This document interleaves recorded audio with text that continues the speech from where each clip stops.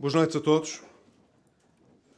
Caro líder parlamentar, senhora doutora Assunção Esteves, que, além de nossa deputada, como muito bem destacou o Dr. Luís Montenegro, foi nossa Presidente da Assembleia da República nestes 4 anos, a primeira Presidente da Assembleia da República e que deixa, de facto, uma marca importante na forma como a democracia teve de conviver e digerir, provavelmente, aquele que foi o período mais conturbado e desafiante dos 41 anos de democracia que vivemos.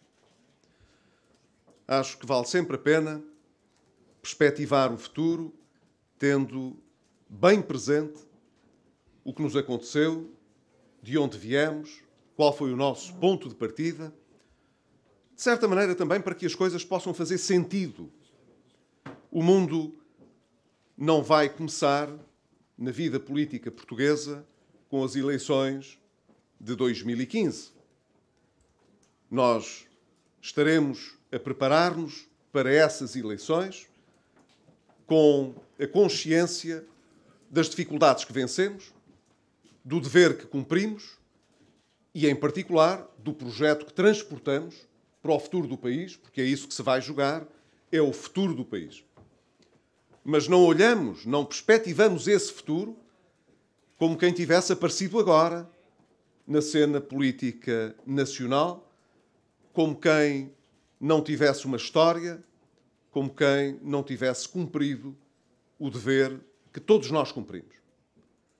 A minha primeira palavra, portanto, como já tive a ocasião, de certa maneira, de avançar no encerramento das jornadas parlamentares conjuntas que fizemos entre o nosso partido e o CDS-PP, é de profundo reconhecimento e gratidão pelo trabalho que toda a equipa no Parlamento, deputados, evidentemente, à cabeça, mas também todo o staff de apoio, todos os adjuntos, colaboradores do grupo parlamentar, esta grande equipa que tivemos no Parlamento, sem a qual nós nunca teríamos conseguido passar por este período cheio de espinhos e de dificuldades com o bom resultado que alcançamos e que, recordo, marcou o fim do primeiro ciclo importante que tínhamos à nossa frente, que foi encerrar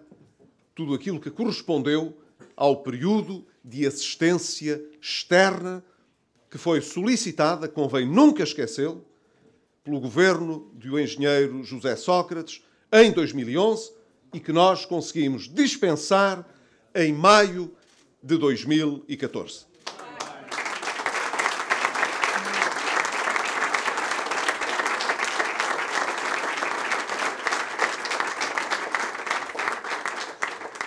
O vosso trabalho foi, de facto, muito importante para que o país nunca sentisse que havia qualquer déficit democrático de confrontação da realidade com os representantes do povo português e, entre estes, de projetos alternativos que pudessem sempre dar às pessoas a perspectiva do que se estava a decidir, a escolher em cada momento e de quais eram as possibilidades de escolha para o futuro. Foi sempre um processo com grandes dificuldades.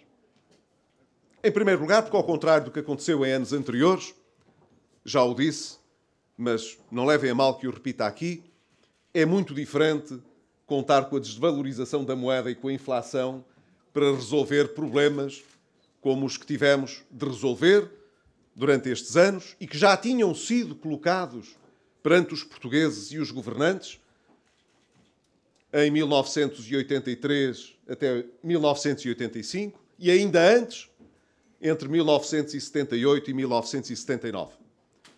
É muito mais simples criar a ilusão monetária e da inflação para fazer ajustamento e reduzir a nossa dívida do que quando os instrumentos de que dispomos são outros, são aqueles que estiveram na origem de muitas das medidas que foram difíceis de tomar e, evidentemente, de executar.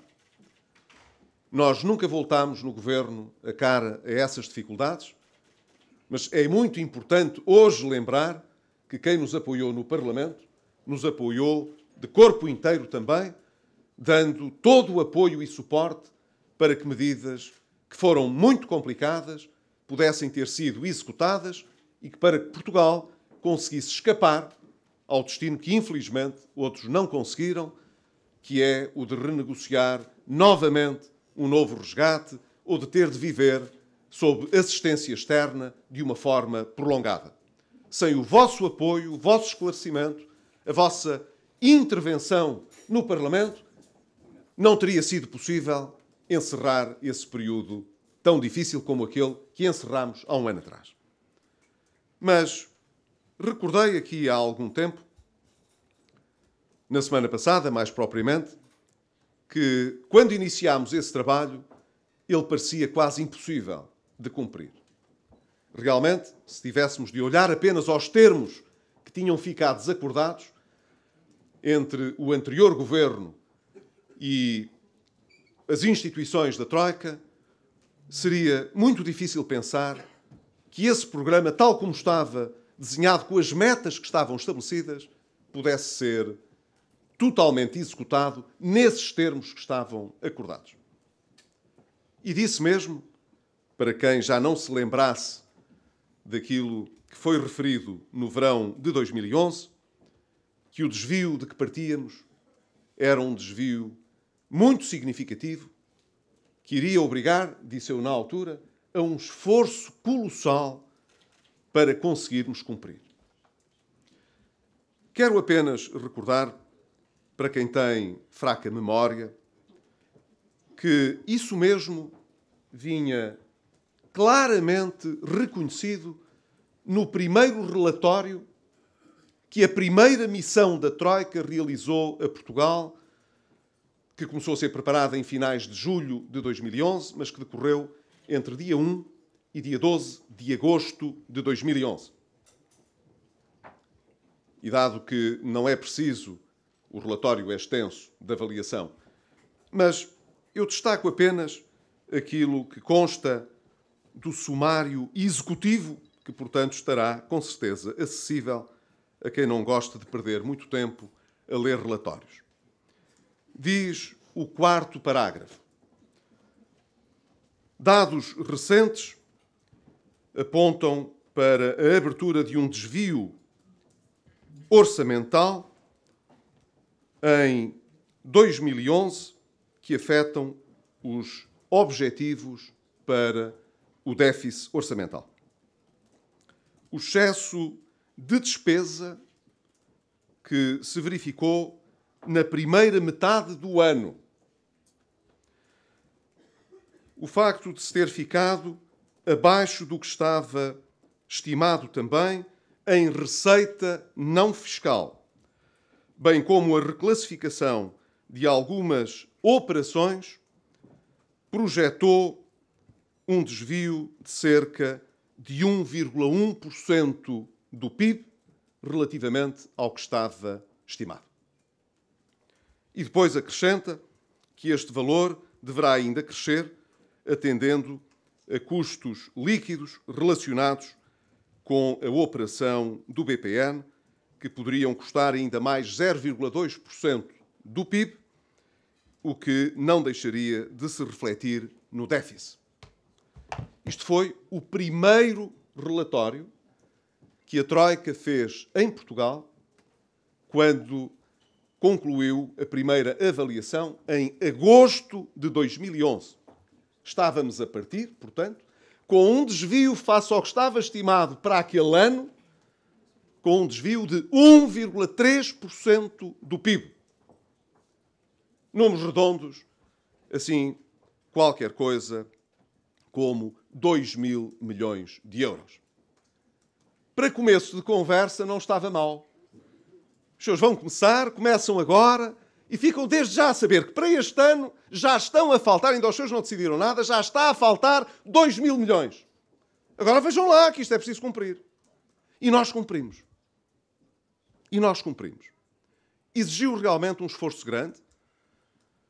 Tivemos de ganhar credibilidade, nomeadamente credibilidade negocial com os nossos parceiros, com as instituições da Troika. Conseguimos fazer a revisão destas metas, felizmente, um ano depois.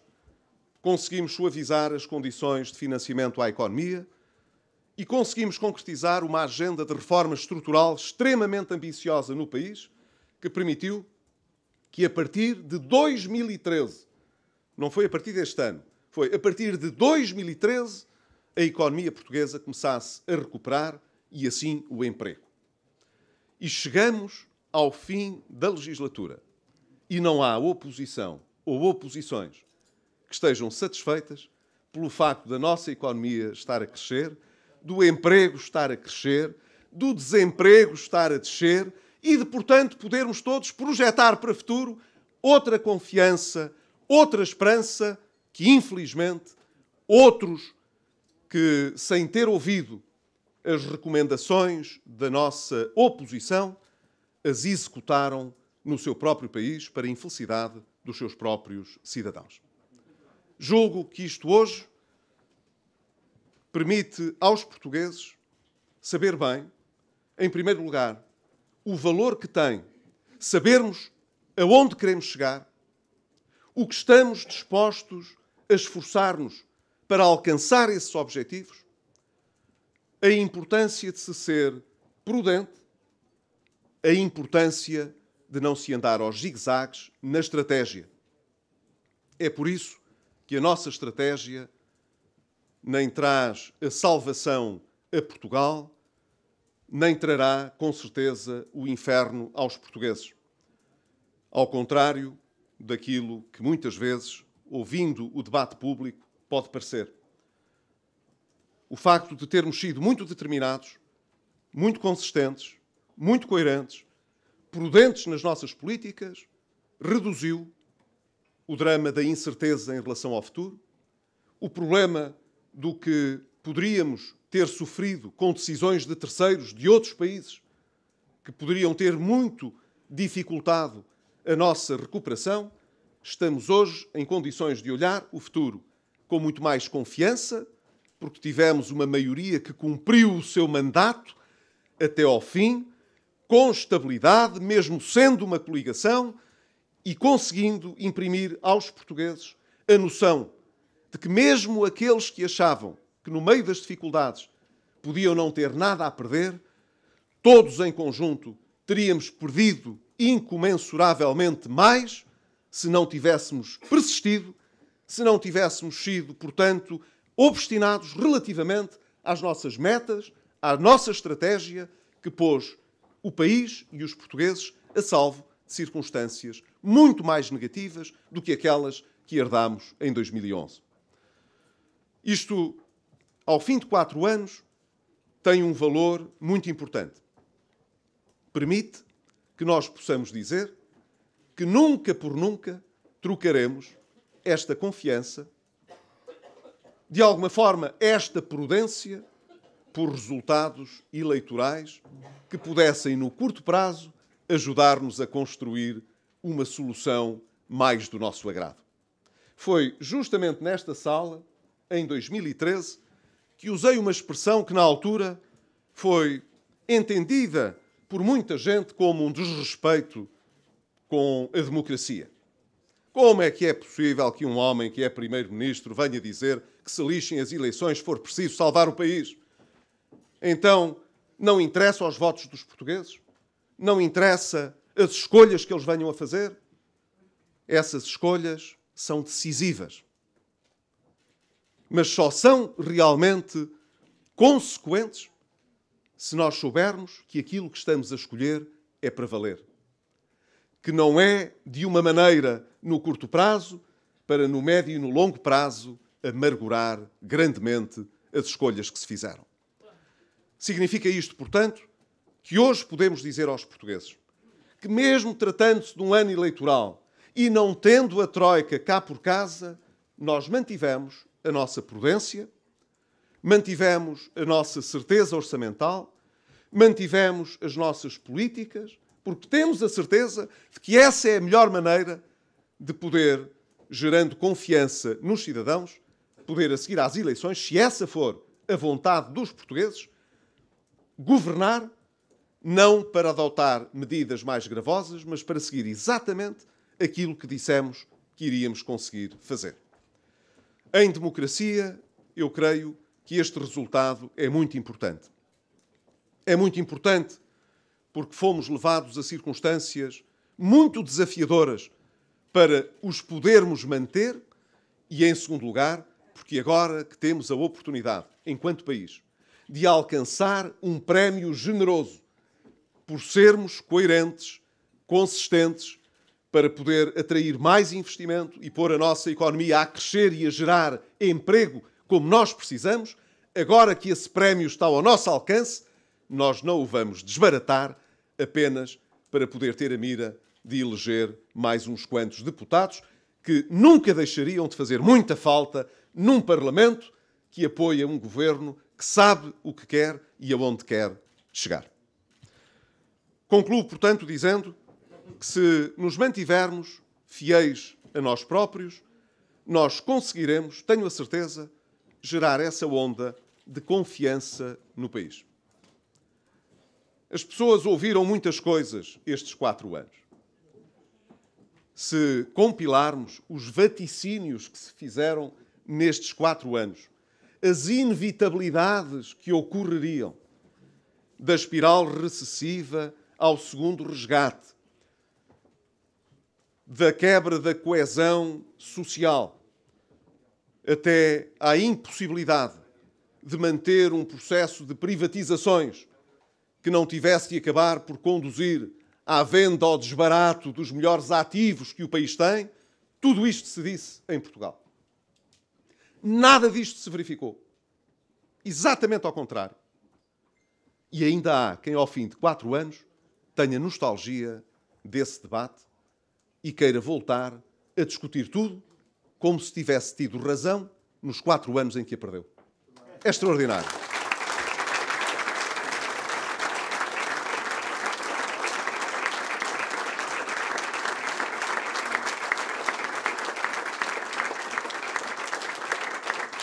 Dr. Luís Montenegro, a toda a equipa que constitui a direção mais restrita do grupo parlamentar, a todas e todos os senhores deputados, a todos os colaboradores do Parlamento, a história destes 4 anos ficará na história do país pelas melhores razões.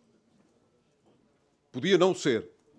Já houve épocas em que vários factos ficaram na história por muito más razões. Estes 4 anos ficarão na história por muito boas razões. Mas a melhor de todas é porque estes 4 anos podem abrir ao país, se o país assim o entender, os 4 anos seguintes de crescimento, de correção nas assimetrias que ainda hoje estão bem patentes na distribuição dos rendimentos e, portanto, nas desigualdades sociais, na geração de emprego, na transformação do nosso país como há muitos anos não pressentíamos. Estes 4 anos podem ficar na história, não por terem sido um acidente, mas por nos terem permitido, a Portugal, escolher um caminho sério, um caminho convicto de uma nação que quer mesmo ser uma nação desenvolvida, lutar mesmo contra as desigualdades, criar mesmo mais justiça, não porque é preciso corrigir o déficit, corrigir a dívida e todos esses ditames a que estivemos sujeitos por más políticas do passado, mas por podermos escolher melhor os nossos recursos para o futuro, para um futuro mais sustentável, de uma nação mais aberta, mais cosmopolita, mais justa e, portanto, mais moderna e progressista, como nós quisemos desde sempre construir e hoje está cada vez mais ao nosso alcance. Isto fará toda a diferença para os anos vindouros. E eu espero que, se tivermos a confiança dos portugueses, possamos acrescentar esses 4 anos de desenvolvimento e de crescimento a estes 4 que resolveram problemas dos mais complicados que a sociedade democrática herdou por não ter sido previdente, por não ter sido madura, por não ter tido a responsabilidade de pensar no futuro de todas as gerações e não apenas de algumas, por não ter pensado em todos aqueles que mais vulneráveis são sempre os que pagam a fatura maior quando as coisas correm mal.